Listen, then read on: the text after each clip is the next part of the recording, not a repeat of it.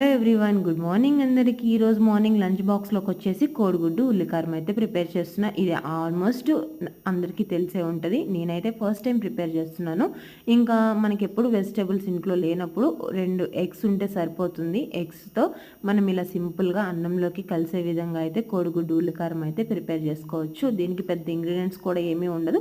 Process కూడా చాలా సింపుల్గా ఉంటుందన్నమాట. ఇప్పుడైతే నేను ప్రాసెస్ చెప్పేస్తాను. ముందుగా ఆయిల్ వేసుకొని ప్యాన్లో ఆయిల్ హీట్ అయిన తర్వాత 1 టేబుల్ స్పూన్ ఆవాలు, జీలకర్ర, ఎండుమిర్చి, కరివేపాకు, పచ్చిమిర్చి వేసుకొని ఫ్రై చేసుకోవాలి. ఇవి ఫ్రై అయిపోయిన తర్వాత కట్ చేసుకున్న ఆనియన్స్ కూడా వేసుకొని ఫ్రై చేసుకోవాలి. ఆనియన్స్ కొంచెం మగ్గిన తర్వాత అల్లం వెల్లుల్లి పేస్ట్ కూడా వేసుకొని పచ్చివాసన పోయేంత వరకు ఫ్రై చేసుకోవాలి. ఇలా తర్వాత ఫ్రై చేసుకున్న తర్వాత కొద్దిగా పసుపు, ఉప్పు వేసుకుని ఉల్లిపాయ మగ్గనిచ్చుకోవాలి. ఉల్లిపాయ మగ్గిన తర్వాత మనం వెల్లుల్లి రెమ్మలు ఒక 2-3 వేసుకుంటే దంచి వేసుకోవాలి.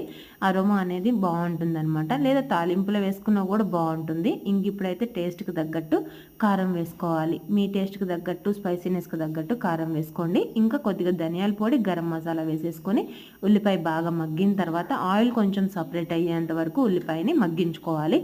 ఉల్లిపాయ మగ్గిన తర్వాత మనం ముందుగా బాయిల్ చేసుకునే ఎగ్స్ని ఇట్లాగా 4 to 5 పీసెస్ అయితే కట్ చేసుకోవాలి. నాకు ఇక్కడ వీడియో తీయడానికి ఎవరు లేరు, సో అందుకని కట్ చేసి చూపించడానికి వీలు లేకుండా అయిపోయిందనమాట.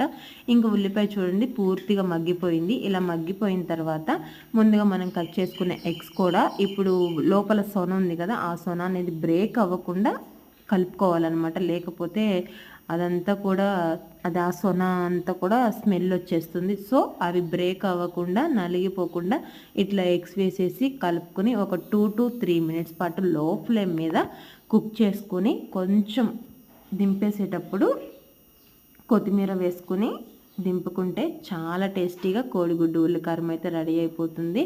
టేస్ట్ అయితే చాలా బాగుంది.